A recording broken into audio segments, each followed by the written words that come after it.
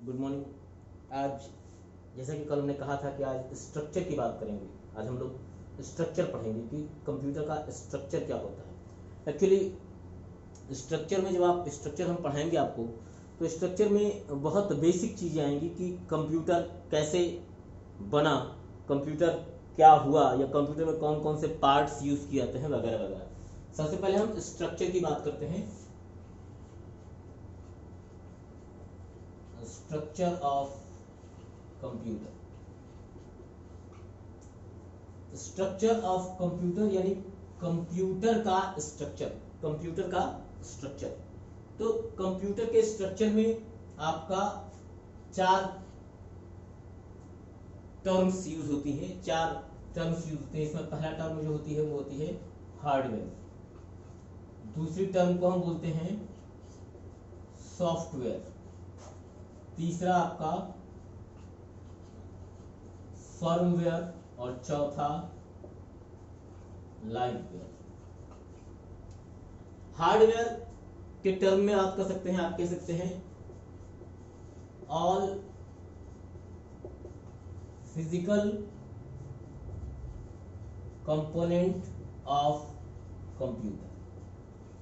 Computer के सारे physical component, वो सब जो कंप्यूटर का फिजिकल स्ट्रक्चर बनाते हैं, वो सारे पार्ट्स, वो सारे फिजिकल पार्ट जो कंप्यूटर का स्ट्रक्चर बनाते हैं, दैट्स आर कॉल्ड हार्डवेयर। उनको हम हार्डवेयर कहते हैं। एक लाइन में कह सकें अगर, तो all physical component of computer. Computer के सभी फिजिकल कंपोनेंट आपके हार्डवेयर कहे जाते हैं। Software, all programmes that operates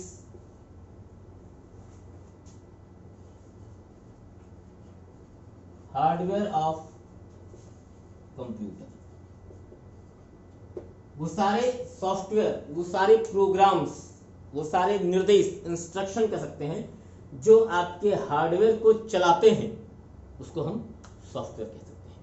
आप कह सकते हैं कि हार्डवेयर और सॉफ्टवेयर दोनों एक सिक्के के दो पहलू हैं। यानी कंप्यूटर, अगर कंप्यूटर कहा जाता है, कंप्यूटर को एक मशीन कहा जाता है, तो कंप्यूटर मशीन, हार्डवेयर के बिना उसकी परिकल्पना करना गलत होगा, और सॉफ्टवेयर के बिना भी उसकी परिकल्पना संभव नहीं है।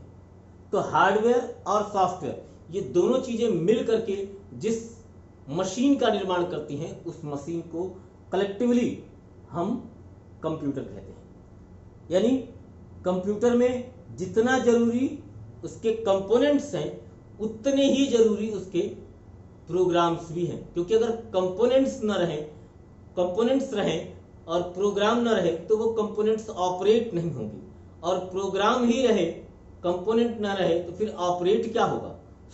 ये दोनों चीजें एक दूसरे की पूरक हैं, या कह सकते हैं आप एक दूसरे के बिना, हार्डवेयर के बिना सॉफ्टवेयर बेकार है, और सॉफ्टवेयर के बिना हार्डवेयर बेकार है। यानी कंप्यूटर की जब परिकल्पना हम करते हैं, तो उसमें हार्डवेयर और सॉफ्टवेयर दोनों की बात करते हैं।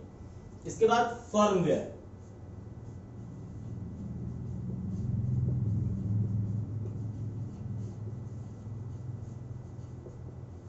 आइडेंटिफिकेशन ऑफ कंप्यूटर, यानी कंप्यूटर के फिजिकल कंपोनेंट और उसके लॉजिकल यानी प्रोग्राम्स, इन दोनों की कैपेबिलिटी को जो मेजर करता है, मेजर नहीं कर सकते हैं, इन दोनों की कैपेबिलिटी को जो आइडेंटिफाई करता है, बताता है।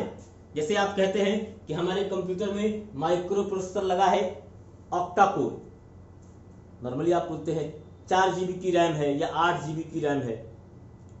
आपकी हार्ड डिस्क 500 GB की है या 1 टेराबाइट की है, 1 TB की है। आप कहते हैं कि आपका मॉनिटर है, तो मॉनिटर तो एक्सटर्नल चीज हो गई। सीपीयू की बात करते हैं, तो उसमें processor, motherboard, RAM, hard disk, इन सब से उस कंप्यूटर की पहचान की जाती है। तो इन सब की कैपेबिलिटीज, इन सब का मैन्युफैक्चरर बताता है कि इनकी कैपेबिलिटी क्या है, और वो कैपेबिलिटी आपको कंप्यूटर स्टार्ट होते समय दिखाई पड़ती है। या आप कह सकते हैं उस कैपेबिलिटी के आधार पर ही आपका 64 बिट का कंप्यूटर है, 32 बिट का कंप्यूटर है, इन सारी कैपेबिलिटीज के आधार पर ही उस तरह के सॉफ्टवेयर लोड होते हैं, और हम ये बता सकते हैं कि हमारा कंप्यूटर कितना कैपेबल है। किसी भी मशीन के लिए आइडेंटिफिकेशन बहुत जरूरी है। आप स्मार्टफोन की बात करते हैं, स्मार्टफोन में आपका फोन आता है वीवो का, ओप्पो का, रियलमी का, Xiaomi का, सैमसंग का, मोटरोला, एलजी, ये सब क्या है, ये उस स्मार्टफोन के फर्मवेयर है, आइडेंटिफिकेशन है। इस फर्मवेयर के साथ साथ उसमें उसकी रैम, स्नैपड्रैगन का प्रोसेसर लगा है, या AMD का प्रोसेसर लगा है, या एक्सिनोस का प्रोसेसर लगा है। सब में अलग अलग प्रोसेसर होते हैं। 3 GB रैम है, 3 GB 32 GB है, 4 GB 64 GB है, 6 GB 128 GB है, 8 GB 256 GB है। क्या कैपेबिलिटी है उसकी, इन सारी चीजों को जो मेजर करता है उसको हम बोलते हैं फर्मवेयर, आइडेंटिफिकेशन ऑफ कंप्यूटर। इसके बाद लाइववेयर।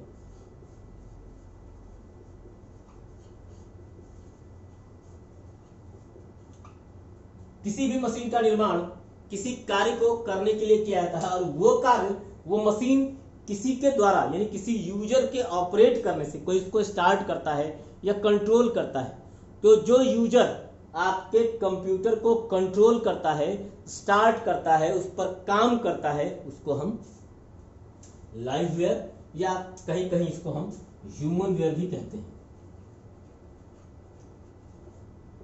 अब देखिए लाइववेयर या ह्यूमन वेयर, तो आपका ये 4 टर्म्स आपके हो गए स्ट्रक्चर में। कंप्यूटर का जो स्ट्रक्चर होता है वो इन 4 टर्म से मिलकर बना होता है। फिजिकल स्ट्रक्चर जिसको हार्डवेयर कहते हैं, लॉजिकल स्ट्रक्चर जिसको सॉफ्टवेयर कहते हैं, आइडेंटिफिकेशन स्ट्रक्चर जिसको फर्मवेयर कहते हैं, और ऑपरेशनल स्ट्रक्चर जिसको आप लाइववेयर या ह्यूमन वेयर कहते हैं। ठीक है। अब ये चारों चीजें किसी भी कंप्यूटर को, आप कंप्यूटर एक शब्द बोलते हैं, उस कंप्यूटर में ये चारों चीजें उपलब्ध रहती हैं। अगर ये चारों चीजें उस कंप्यूटर में उपलब्ध न हो तो वो कंप्यूटर नहीं है। यानी आपका कोई कंप्यूटर तभी चल सकता है जब उसमें हार्डवेयर हो, सॉफ्टवेयर हो, फर्मवेयर हो, और इन सब के साथ साथ लाइववेयर भी हो, तब जाकर वो कंप्यूटर ऑपरेट होता है। आज हम हार्डवेयर को ही इसके बाद डिस्क्राइब करेंगे कि हार्डवेयर क्या होता है और कैसे होता है।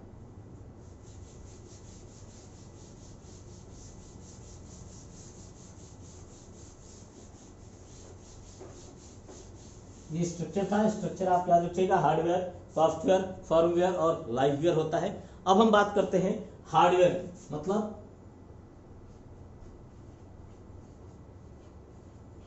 हार्डवेयर का मतलब ये हुआ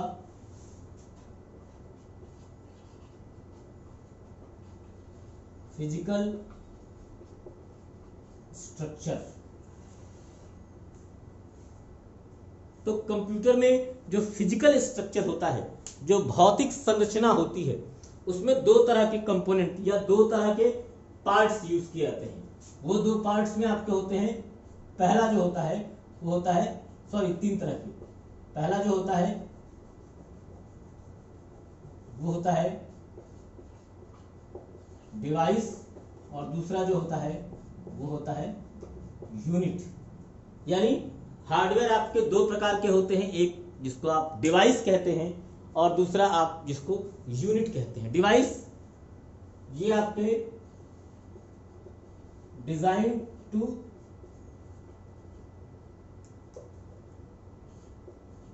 perform only one type operation.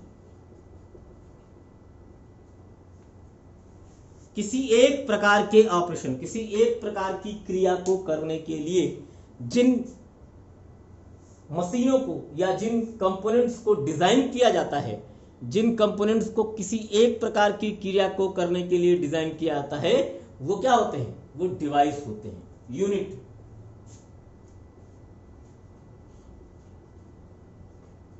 Performs complete operation. इनको संपूर्ण ऑपरेशन यानी उस क्रिया को संपूर्ण करने का कार्य किया जाता है। देखिए क्रियाएं आपकी बेसिकली 2 प्रकार की होती हैं, इनपुट और आउटपुट। और इनपुट से आउटपुट तक जाने में, देखिए आपका जो ऑपरेशन होते हैं, आप कह सकते हैं ऑपरेशन 2 प्रकार के होते हैं, एक इनपुट और दूसरा आउटपुट। लेकिन इस इनपुट से आउटपुट तक जाने में इनपुट से आउटपुट तक जाने में दो पॉइंट्स यूज किए जाते हैं बेसिकली। एक होता है प्रोसेसिंग और दूसरा होता है स्टोरिंग। यानी प्रोसेसिंग या स्टोरिंग या प्रोसेसिंग और स्टोरिंग, इन दोनों क्रियाओं के द्वारा आपका एक इनपुट आउटपुट तक पहुंचता है। तो अगर कोई मशीन या कोई पार्ट्स सिर्फ इनपुट कर रहा है या सिर्फ आउटपुट कर रहा है तो वो डिवाइस है। बात समझ हमारी। ऑपरेशन आपके दो प्रकार के होते हैं, एक होता है इनपुट और दूसरा होता है आउटपुट। तीसरा कोई ऑपरेशन नहीं होता है। लेकिन इनपुट से आउटपुट तक पहुंचने के लिए दो और ऑपरेशन यूज होते हैं, एक होता है प्रोसेसिंग और दो होता है स्टोरिंग। मैंने सिर्फ दो ऑपरेशन इसलिए कहा क्योंकि कोई भी काम कंप्यूटर से हमारे लिए किया जाता है और कंप्यूटर हमारे लिए ही वो काम करता है। तो कंप्यूटर हमारे लिए वो काम करता है तो हम दो ही प्रकार के काम जानते हैं, इन किसी को कुछ देंगे उसके बदले कुछ लेंगे। कहां से आया उससे हमें बहुत ज्यादा मतलब नहीं होता है, लेकिन वो क्रियाएं भी आपकी होती हैं।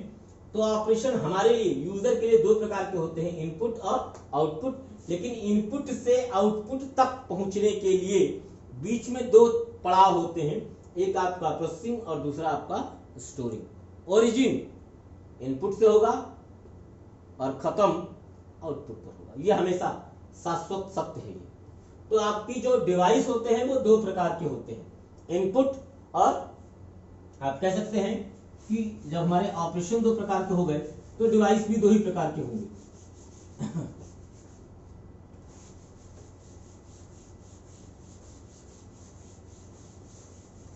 हमारे ऑपरेशन दो प्रकार के हो गए तो डिवाइस भी आपके दो प्रकार के होंगे, टू टाइप्स, और यूनिट्स भी दो प्रकार के होंगे, एक आपका इनपुट डिवाइस और दूसरा आपका आउटपुट डिवाइस। और ये आपका प्रोसेसिंग यूनिट और ये आपका दूसरा स्टोरिंग यूनिट। आपके दो चार प्रकार के हार्डवेयर कह सकते हैं आप, चार हार्डवेयर यूज होते हैं इसके आधार पर कहें, input device, output device, processing unit और स्टोरिंग यूनिट। ठीक है, input device, output device, processing unit और स्टोरिंग यूनिट। इनपुट और आउटपुट ये आपके सिंगल इनपुट डिवाइस सिर्फ इनपुट करता है, आउटपुट डिवाइस सिर्फ आउटपुट करता है, और प्रोसेसिंग यूनिट आपका इनपुट प्रोसेस आउटपुट तीनों करता है। Storing unit input storing output तीनों करता है, यानी वो कंप्लीट ऑपरेशन करता है। तो जो कंप्लीट ऑपरेशन करे वो यूनिट और जो कम ऑपरेशन करे वो डिवाइस। ठीक है, उम्मीद करता हूं आज की क्लास आपको समझ में आई हो, और आपको जो भी समस्याएं या जो भी प्रॉब्लम होती है अगर कहीं किसी पॉइंट पर, तो आप मुझे कमेंट में बता सकते हैं। मैं आपके कमेंट्स का जवाब देने का प्रयास करूंगा। इस वीडियो को देखिए, अधिक से अधिक शेयर कीजिए लोगों को, ताकि और लोग भी जानें और लोग भी इसका लाभ उठा पाएं। आज के लिए इतना ही, धन्यवाद।